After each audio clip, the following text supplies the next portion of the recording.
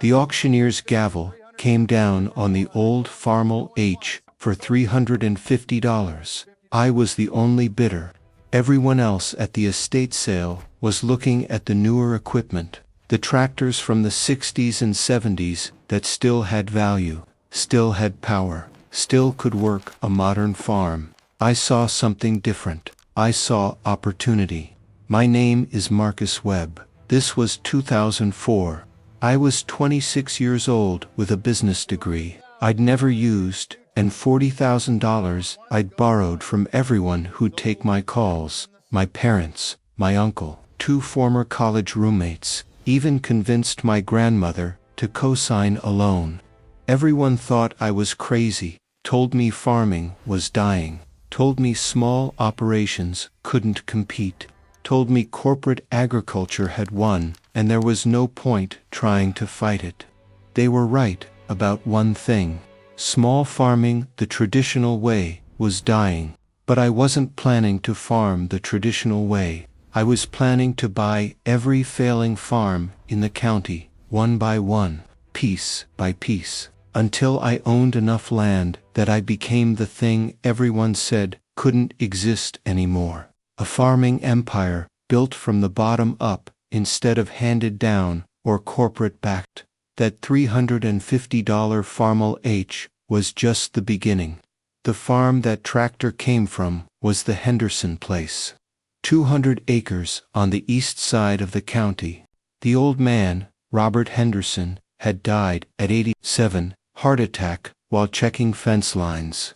His kids didn't want it. 3 children, all in their 50s and 60s, all lived in cities, Cleveland, Pittsburgh, Atlanta, had careers in healthcare and finance and technology, saw the farm as an obligation they couldn't wait to escape, an anchor tying them to a past they deliberately left behind. They wanted it sold fast and were willing to take less than market value to make it happen. I could see it in their eyes at the estate sale, the way they looked at the land like it was a burden instead of a legacy, the way they whispered to each other about getting this over with, the way they checked their phones constantly, wanting to be anywhere but there. I approached them after the auction, introduced myself, told them I was interested in buying the land, all of it, the whole operation. They looked at me like I was young and stupid, which I was, young anyway, but not stupid. I'd done my homework, knew what they wanted, knew what I could offer. "What can you offer?" the oldest son asked. His name was David. He was 58 years old, wearing a suit that didn't quite fit anymore. Had the look of someone who'd gained weight sitting at a desk. Uncomfortable being back in farm country. Uncomfortable wearing boots instead of dress shoes. Uncomfortable with everything about this situation. "I can offer you a clean sale in 30 days, cash. No financing contingencies. No inspections beyond basic title work. You want to be done with this place, I'll make you done with it. You can be back in Cleveland by the end of next month, never having to think about it again." His sister Rebecca perked up at that.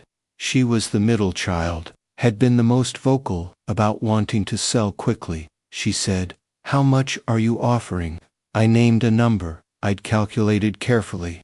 $160,000 for 200 acres and all equipment. 20% below market value based on recent comparable sales. But market value assumed someone actually wanted to farm it. Who wanted to farm anymore? Young people were leaving rural areas for cities. Old people were dying. The market for small farms was collapsing in real time.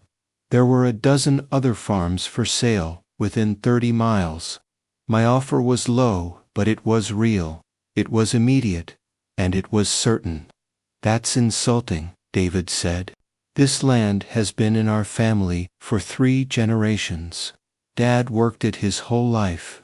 You're offering less than what the timber alone is worth." I stayed calm. "Mr. Henderson, with respect, that land has been on the market for 4 months. How many other offers have you received? Any offers at all? He didn't answer, because the answer was no. Nobody wanted small farms anymore. Not at any price that made sense to the sellers, I continued. You can wait for a better offer. Hold out for market value. But every month you wait, you're paying property taxes, insurance, maintenance, opportunity cost on capital that's tied up, and every month that farm sits idle, losing value. Or you can accept my offer today and move on with your lives. The youngest son, Michael, said something then that sealed the deal. He said, Dad would have wanted the land to go to someone who'd farm it, not sit empty, not get developed. This kid says he'll farm it. Maybe that's worth something. They talked among themselves for 10 minutes. Finally, David said, We'll take your offer, but we want the closing done in 3 weeks, not 4, and you pay all closing costs. Done, I said. We shook hands right there in the Henderson farmhouse kitchen, where Robert Henderson had eaten breakfast for 60 years, where his father had eaten before him, where his grandfather had started the whole thing in 1924. All that history changing hands for $160,000. I used my entire $40,000 as down payment, 10%, financed the rest with a land contract directly with the family. Traditional bank financing was impossible. I had no credit history, no farming experience, no collateral beyond the land itself. Banks wouldn't touch me, but the Henderson family was so eager to be rid of it, they gave me terms a bank never would. 6% interest, 15-year amortization, balloon payment in 5 years. They thought I'd default before the balloon came due, thought they'd get the land back and could resell it, but I had different plans. I moved onto that farm in July 2004.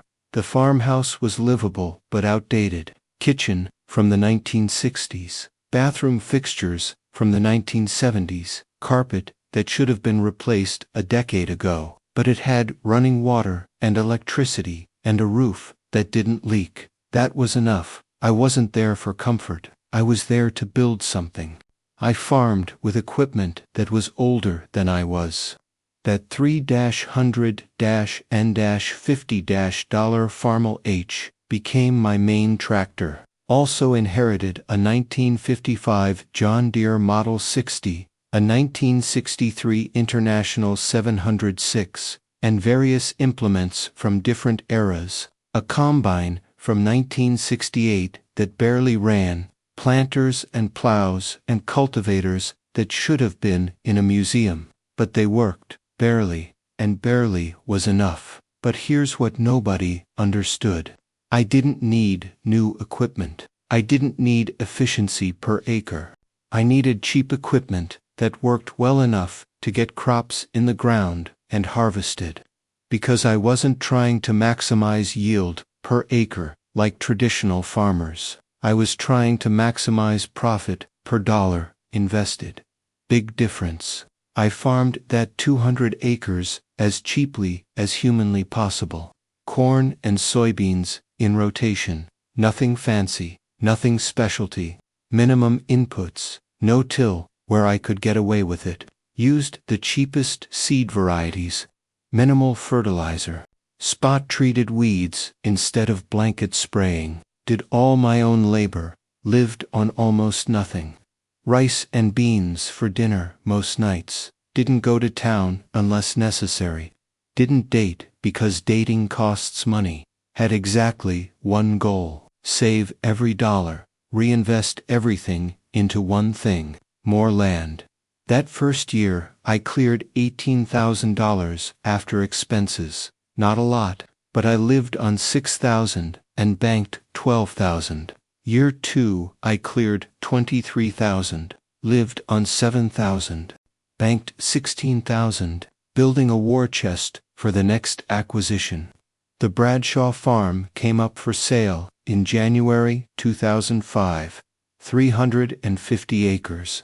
on the west side of the county, family farm for 4 generations going back to 1894. Current owner was Tom Bradshaw, 73 years old, couldn't do it anymore. His son Michael had been killed in Iraq in 2003. Marine Corps.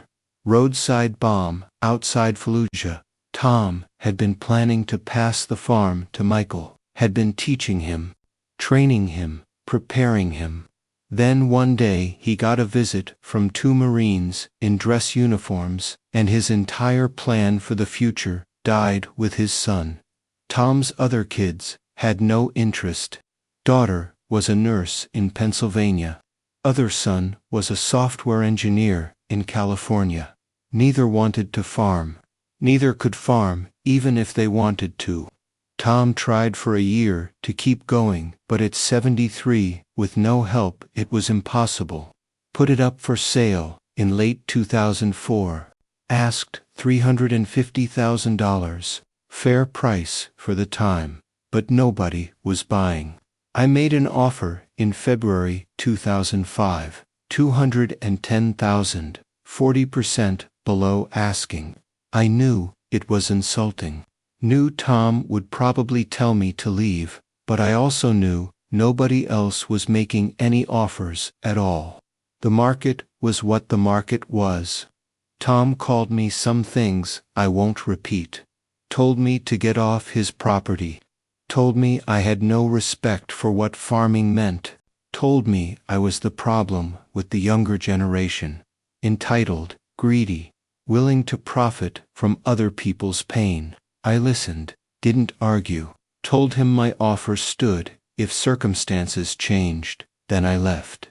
3 months later he called me. Equipment had broken down, major repair needed on his combine. Would cost $15,000 he didn't have, couldn't harvest without it, couldn't afford the repair, couldn't afford to replace it.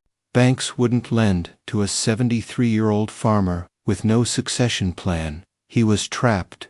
Would I reconsider my offer? Could I go higher? I went up 10%, $231,000, still 34% below his asking price. Take it or leave it. He took it. What choice did he have? Hold on to land he couldn't farm and watch it sit idle, losing value every year, or take my offer and at least have cash to retire on, to help his remaining kids, to set something aside for grandchildren. We closed in July 2005. I bought 350 acres for $231,000. Financed again, with seller financing, since banks still wouldn't touch me. Tom made me sign the papers in front of a lawyer. Wanted everything documented. Wanted to make sure I couldn't back out. Wanted it official that his family's farm was now mine. After we signed, he sat there for a minute just staring at the papers.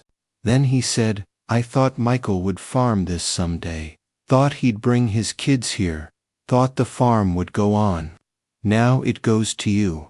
A stranger who didn't work for it, didn't earn it, just bought it cheap because I was desperate. I could have let that go, could have taken the insult and moved on, but something made me push back. I said, Mr. Bradshaw, I'm sorry about your son. I truly am, but me buying this land isn't why he died.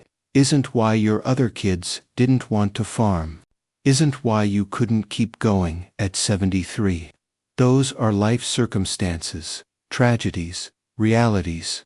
I didn't create them. I'm just operating in the world as it exists. And in this world, I made you an offer that keeps this land as farmland. You accepted because it was your best option. That's not me taking advantage. That's just business. He looked at me with something like hatred, something like respect. Hard to tell which. Finally he said, You're right. Doesn't mean I have to like it. Doesn't mean I have to like you. Fair enough, I said. You don't have to like me. You just have to cash my checks. That was the beginning of my reputation. The kid who buys desperate farmers' land for cheap. The vulture, the opportunist, the one who profits from others' pain. People started talking. Coffee shop gossip, church parking lot whispers, county board meetings where my name came up. Not favorably, but here's what they couldn't dispute. Every farm I bought stayed a farm. I didn't subdivide, didn't sell to developers, didn't let it sit idle. I farmed it. Maybe not the way they'd farmed it, maybe not with the same equipment or methods or philosophy. But the land stayed in agricultural production. That had to count for something. Year 2, I bought 4 more farms, small ones, 100 to 200 acres each, all from elderly farmers with no succession plans, all below market value, all financed creatively because banks still wouldn't touch me. I was too young, too leveraged, too risky, but I had something banks didn't understand. I had timing. The agricultural economy was shifting. Small farms were becoming unprofitable for traditional operators. The older generation was dying off. The younger generation didn't want to farm. There was a gap, a window where land was cheap because nobody wanted it. I wanted it, all of it. By 2007, I owned 1,400 acres across 7 different properties, farming it all with the same collection of ancient equipment, spending almost nothing on inputs, hiring seasonal workers for harvest instead of owning expensive combines, running the entire operation on a shoestring budget focused on one metric: cash flow for more land purchases. The farmers who'd sold to me watched me succeed and felt conflicted, happy to have cash from land they couldn't farm, resentful that I was making it work when they couldn't, angry that I'd bought at prices that felt like theft. Tom Bradshaw, the man I'd bought those 350 acres from, stopped me at the co-op one morning. He said, "You knew I was desperate. You knew I had no options. You took advantage of that." I didn't disagree with him. I said, "I made an offer you were free to refuse. You accepted because it was better than your alternatives. That's business. I'm not a charity. I'm building something." "What are you building?" "Taking farms away from families who built them. I'm keeping that land in production." "You weren't farming it. You couldn't. Your son died and you had no one to pass it to. That land would have sat idle or been sold to developers. I'm farming it, employing people, growing food. How is that worse?" He didn't have an answer for that, walked away angry, but he couldn't argue the fundamental point. The land was being farmed, food was being grown. The farms weren't becoming subdivisions. The recession in 2008 hit rural areas hard.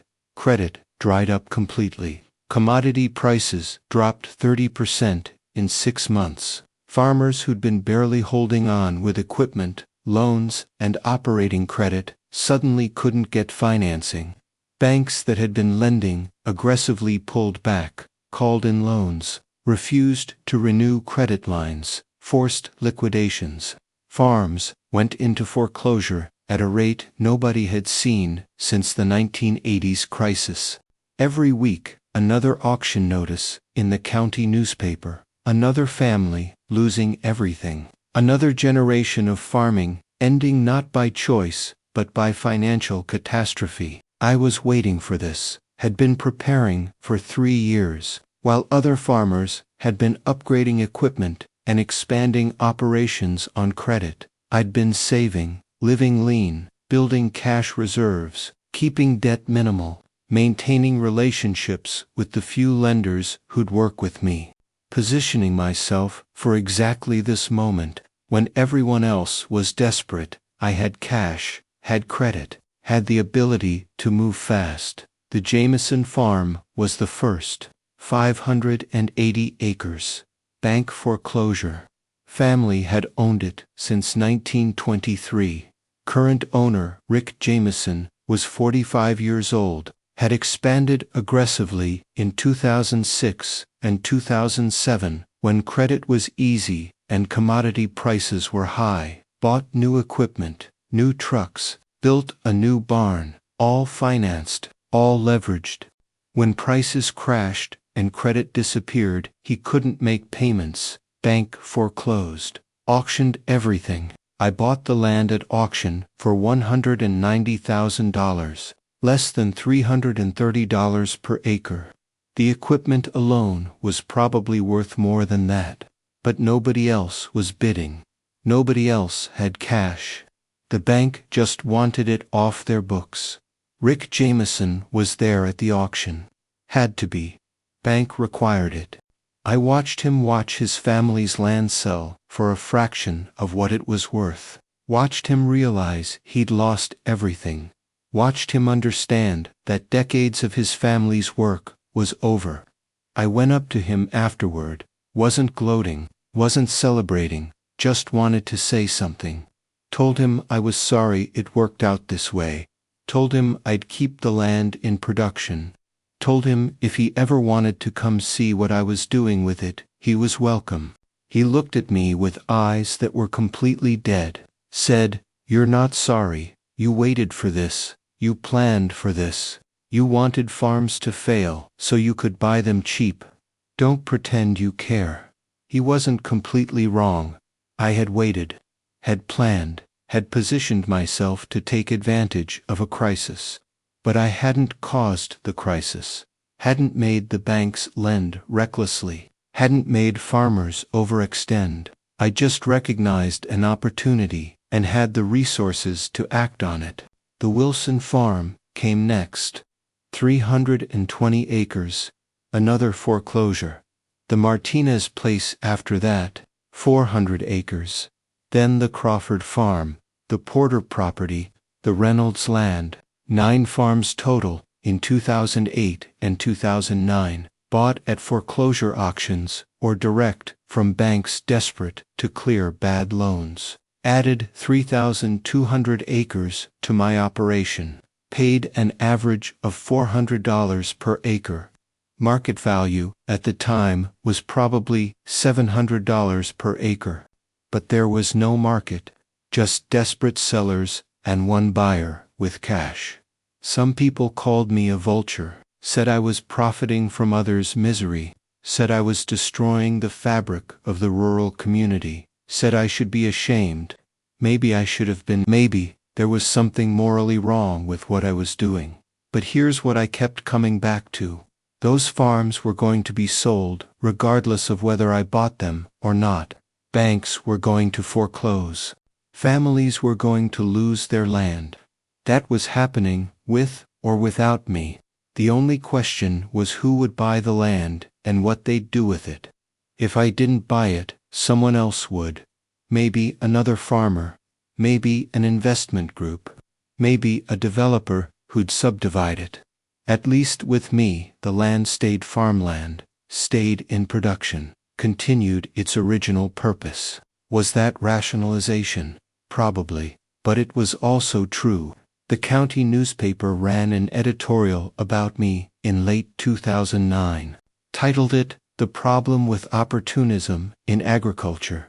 Didn't name me directly, but everyone knew who they meant. Talked about the importance of community, about farming being more than business, about how treating land acquisition like corporate raiding was destroying the character of rural life. I read that editorial 3 times, trying to decide if I cared what they thought, trying to decide if they had a point.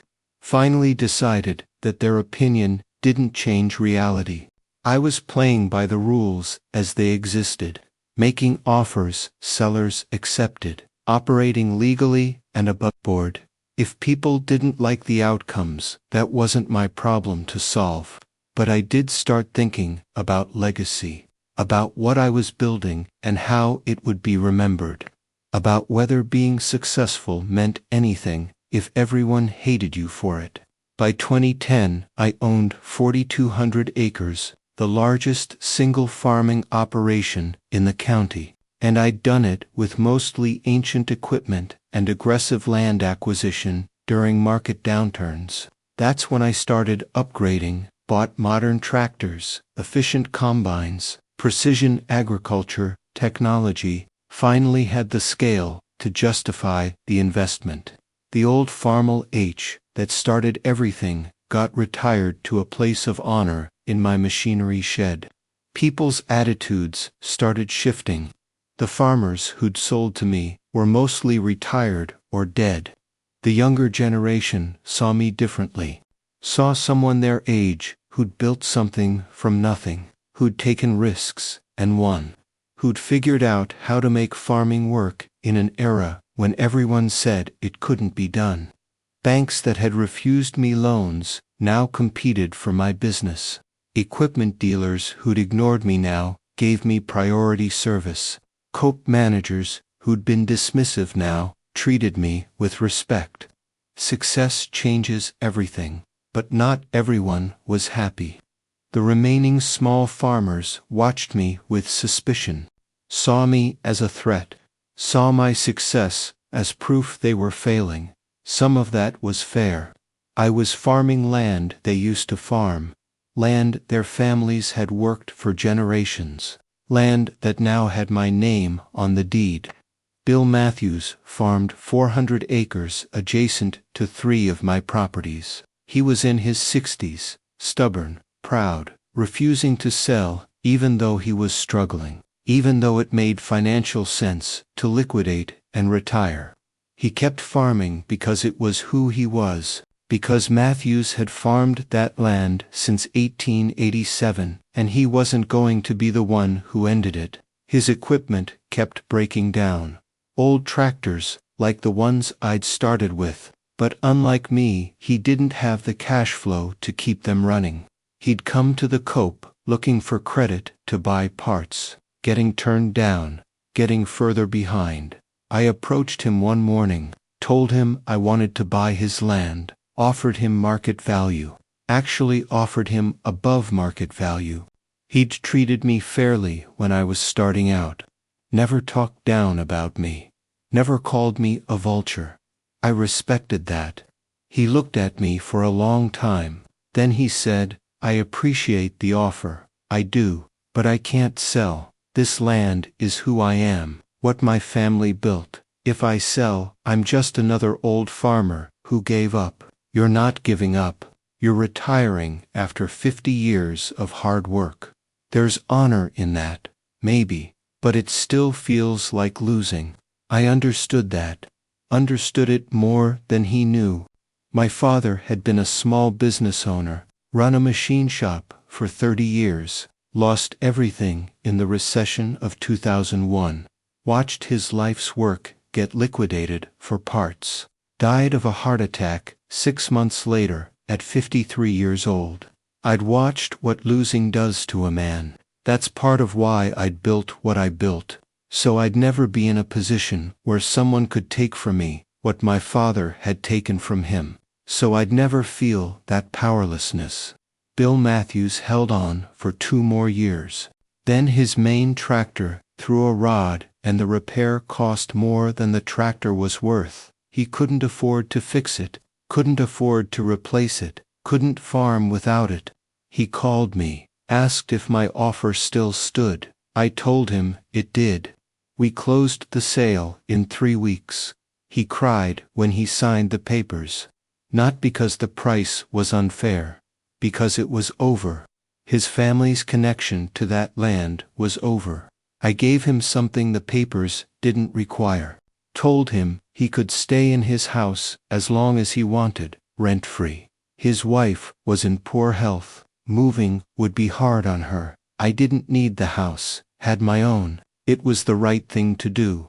He looked at me surprised, said, "Why would you do that?" "Because you treated me with respect when nobody else did. Because losing the farm is punishment enough without losing your home too. Because I can afford the gesture, and you've earned it."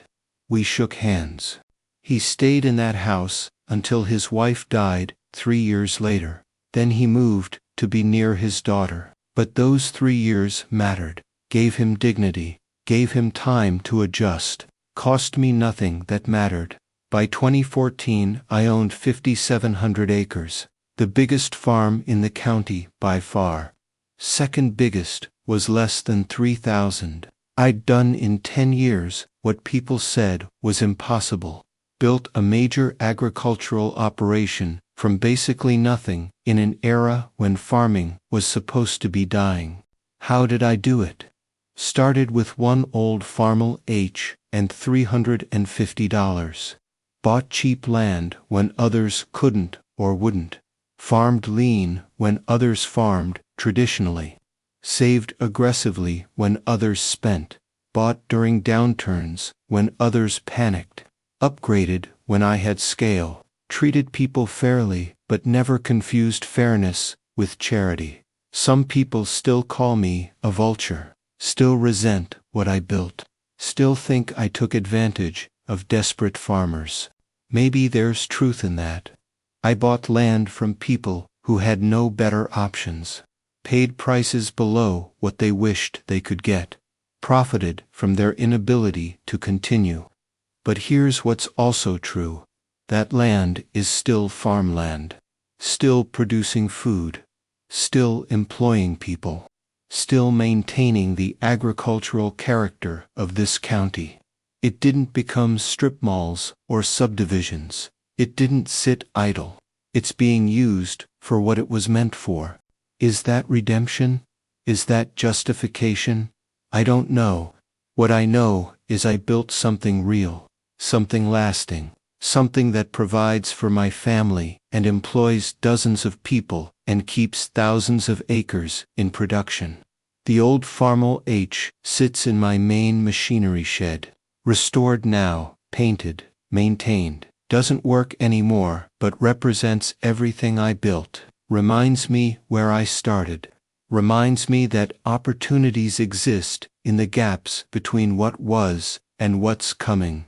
That timing and courage and willingness to act when others hesitate can build empires from scrap metal. I started with one old Farmall. 10 years later, I owned the biggest farm in the county. Did it by being smarter, faster, and more ruthless than anyone thought a 26-year-old with borrowed money could be. Some people build slow and steady. Some people inherit and maintain. I built fast and aggressive by seeing opportunity where others saw decline. That's the difference between those who succeed and those who don't. Not morality, not fairness, not playing by rules everyone agrees on. Success comes from seeing what others miss and having the courage to act on it. 10 years, one old tractor to 5,700 acres. That's my story. Make of it what you will.